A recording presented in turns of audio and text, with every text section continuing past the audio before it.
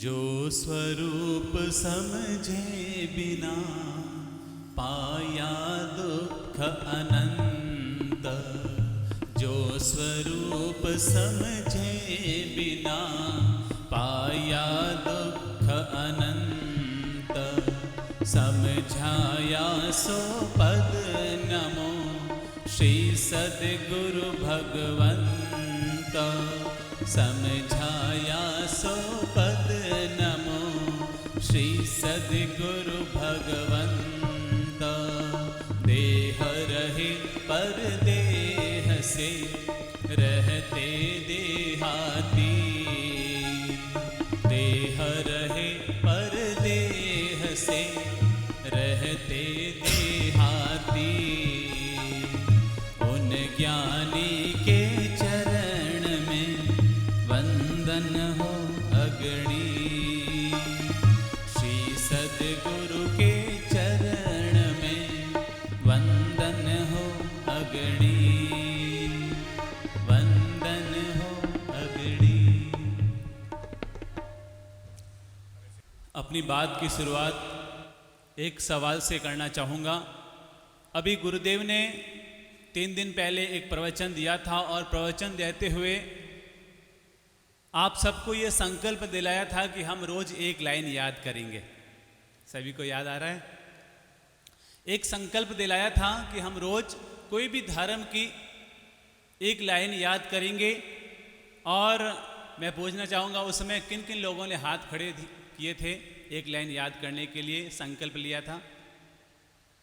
ईमानदारी से हाथ खड़े कीजिए जिन्होंने ये संकल्प लिया था कि हम रोज एक लाइन याद करेंगे। बहुत अच्छी बात है। अब मैं वापस ये सवाल पूछना चाहूँगा कि आप में से जिन लोगों ने ये संकल्प लिया था उसमें से कितने महानुभाव ऐसे हैं जो इस संकल्प का, इस नियम का पालन कर रहे हैं? सभी हाथ नीचे कर लीजिए।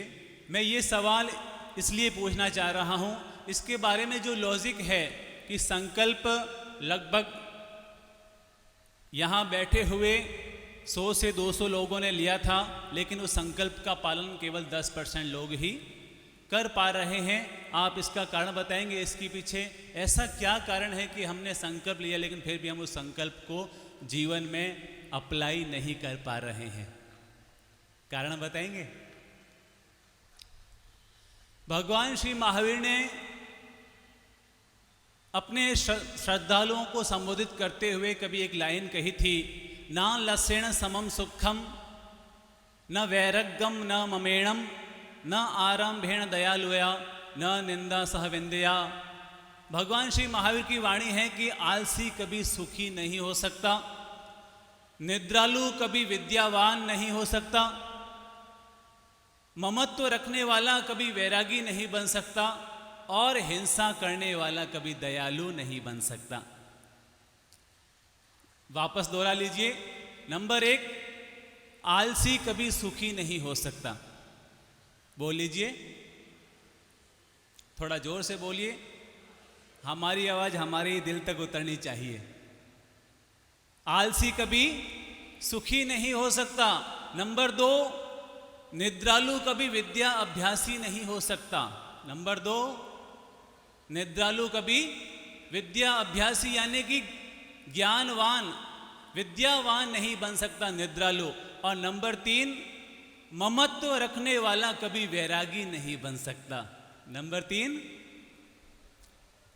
ममत्व रखने वाला कभी वैरागी नहीं बन सकता। और नंबर 4, हिंसा करने वाला कभी दयालु नहीं बन सकता। हिंसा करने वाला कभी दयालु नहीं बन सकता। तो आज हम एक पहले वाले सूत्र पर अपने आप को केंद्रित करते हैं और वो सूत्र है कि आलसी कभी सुखी नहीं हो सकता। जीवन में सुख के जितने भी रास्ते खुलते हैं वो आलस्य को त्याग करने से ही खुला करते हैं। जब तक इंसान अपने जीवन में आलस्य को पाल कर रखता है तभी वह न तो कभी सुखी हो सकता है न कभी आगे बढ़ सकता है।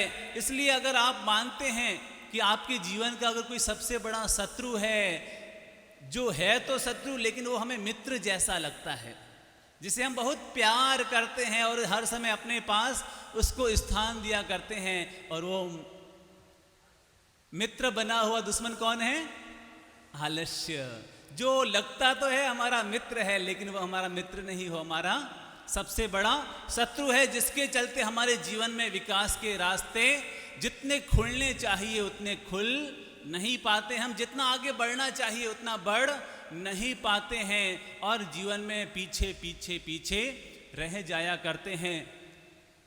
इसलिए अगर आप अपने जीवन में आगे बढ़ना चाहते हैं तो अपने आप पर गौर कीजिए कि हम जीवन में किन किन जगह पर आलस्य को जगह दे रहे हैं, किन किन जगह हम अपने आप को ढीला ढाला कर देते हैं, किन किन जगह हम अपने आप को लापरवाह कर देते हैं, और जिसके चलते हम जीवन में अपने ही तरक्की के रास्तों पर दरवाज़ा लगा दिया करते हैं। किसी ने बहुत अच्छी बात कही है, everything is easy when you are busy. Everything is easy when you are busy, nothing is easy when you are lazy. Nothing is easy when you are lazy. जब तक इंसान आलस्य पालता रहेगा तब तक वो जीवन में कुछ भी कर नहीं पाएगा, लेकिन इंसान जीवन में सब कुछ कर सकता है अगर वो अपने आप को व्यस्त करना शुरू कर देता है। इसलिए मैंने निवेदन किया कि नंबर 1, अगर आप अपने जीवन से किसी दुश्मन को निकाल सकते हैं तो वो हमारा अपना ही मित्र बना हुआ दुश्मन, और वो है प्रमाद, आलस्य। एक घटना कहना चाहूँगा, पुरानी घटना है। एक राजकुमार रास्ते से जा रहा था, चलते चलते उसको प्यास लगी, पता चला कि पास में ही कुआं है। वो वहाँ पे गया, कुएं के अंदर झांक कर के देखा तो उसमें पानी भी था, बाल्टी भी रखी हुई थी, और उसने बाल्टी को उठाया और जैसे ही वो कुएं के अंदर डालने वाला था तभी उसके दिमाग में आया, अरे मैं राजकुमार, अरे मैं राजकुमार, मैं भला अपने हाथों से पानी पीऊँ, ये मेरे लिए डूब मरने की बात है। वो वहीं पर बैठ गया, कुएं की बेंट पर बैठ गया और इंतजार करने लगा कि कोई आएगा और उसको पानी पिलाएगा।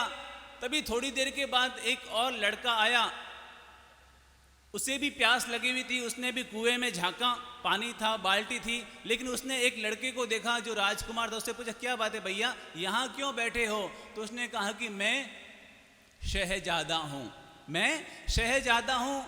तो उसने पूछा, यहाँ क्यों बैठे हो? तो उसने कहा कि मुझे प्यास लगी है, पानी पीना है, लेकिन मैं अपने हाथों से पानी नहीं पी सकता हूँ। तुम बाल्टी में पानी भरो, खुद भी पियो और मुझे भी पिला दो। जैसे ही उस लड़के ने ये सुना कि वो लड़का भी उसी के पास में बैठ गया और ये कहते हुए कि भैया तुम शहजादा हो, मैं नवाबजादा हूँ, मैं अपने हाथों से पानी कैसे पी सकता हूँ। वो भी वहाँ बैठ गया। फिर तीसरा लड़का आया, उसे भी प्यास लगी हुई थी, और जैसे ही वो बाल्टी पानी कुएं में डालने वाला था कि उसे दो लड़के नजर आए। पूछा, यहाँ क्यों बैठे हो? तो कहा कि हमें प्यास लगी है भैया, हमें पानी पिला दो। तो उसे बड़ा आश्चर्य हुआ कि पानी भी है, बाल्टी भी है, और यहाँ बैठे हो, कहते प्यास लगी हुई है, पानी पिला दो, खुद हाथों से नहीं पी सकते। तो पहले ने कहा, क्या कहा, मैं शहजादा हूँ। दूसरे ने कहा, मैं नवाबजादा हूँ। जैसे ही उसने ये सुना कि वो भी वही बैठ गया, उसने कहा, मैं अमीरजादा हूँ, मैं भी अपने हाथों से पानी कैसे पी सकता हूँ। वो भी वहाँ बैठ गया। फिर चौथा लड़का आया, उसे भी प्यास लगी हुई थी, वो भी बाल्टी पानी में डालने वाला ही था कि तीन लड़के नजर आए। पूछा, क्या बात है?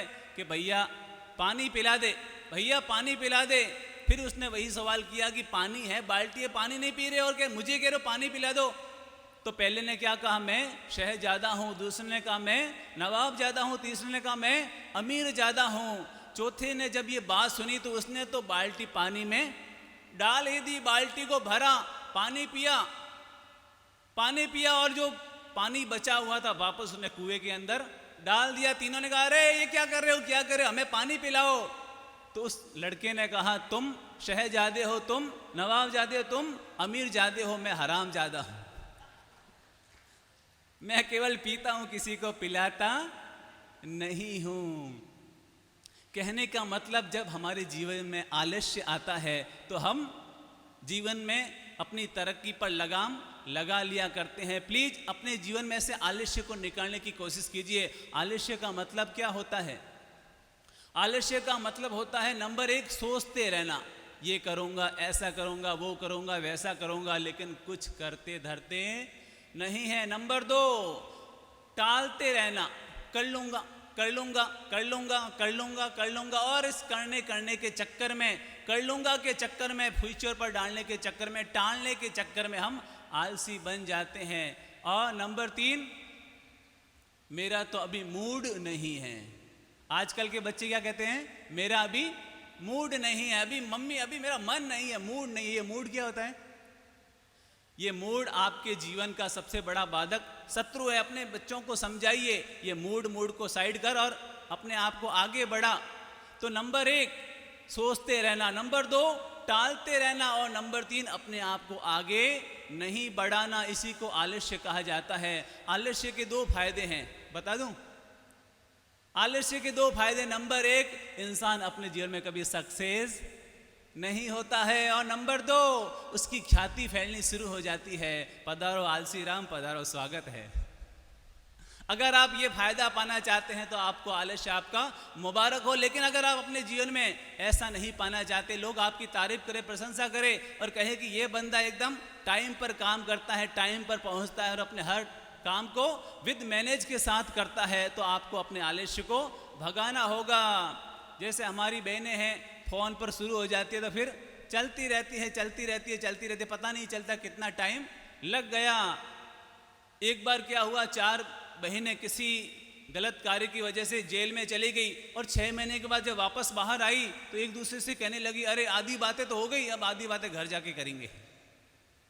पता नहीं चलता, आलस्य के चलते हम अपना ही समय बर्बाद करते चले जाते हैं। याद रखिएगा, खाली बैठना बड़ा अच्छा लगता है, सोफे पर खाली बैठना अच्छा लगता है, एक पाँव के ऊपर दूसरा पाँव रखकर बैठ जाना बहुत अच्छा लगता है, खाली बैठना बहुत अच्छा लगता है, लेकिन खाली बैठने का कभी कोई परिणाम नहीं आता है। खाली बैठने का कभी कोई परिणाम नहीं आता है। तो प्लीज़, अगर आप अपना भला करना चाहते हैं, अपने जीवन में आगे बढ़ना चाहते हैं, तो नंबर 1, अपने इस आलस्य को भगाने की कोशिश कीजिए। एक बार क्या हुआ, एक गुरु शिष्य झोपड़ी में सोए हुए थे और संयोग से झोपड़ी का दरवाज़ा खुला रह गया। जब गुरु की आंख खुली तो देखा, अरे दरवाज़ा खुला ही है। तो अपने शिष्य को सीधा कहने की बजाय शिष्य से ये कहा कि बेटा बाहर जाकर के देख कर के आओ, बारिश तो नहीं हो रही है। क्या कहा? बाहर जाकर के देखो, बारिश तो नहीं हो रही है। क्योंकि गुरुजी ने सोचा जैसे ये खड़ा होगा, बाहर जाएगा देखने के लिए, जब वापस आएगा तो मैं कह दूंगा दरवाज़ा भी बंद कर दे। तो शिष्य ने लेटे लेटे कहा, गुरुजी अभी बाहर से एक बिल्ली अंदर आई थी, मैंने उसकी पीठ पर हाथ फेरा तो उसकी पीठ एकदम सूखी हुई थी, इसलिए बाहर बारिश नहीं आ रही है। गुरुजी को लगा ये थोड़ा आलसी है, अब इसको थोड़ा और जागृत करना पड़ेगा। फिर गुरुजी ने कहा कि बेटा देखो ये लाइट जल रही है, इस लाइट की वजह से मुझे बरोबर नींद नहीं आ रही है, ये लाइट बंद कर देना।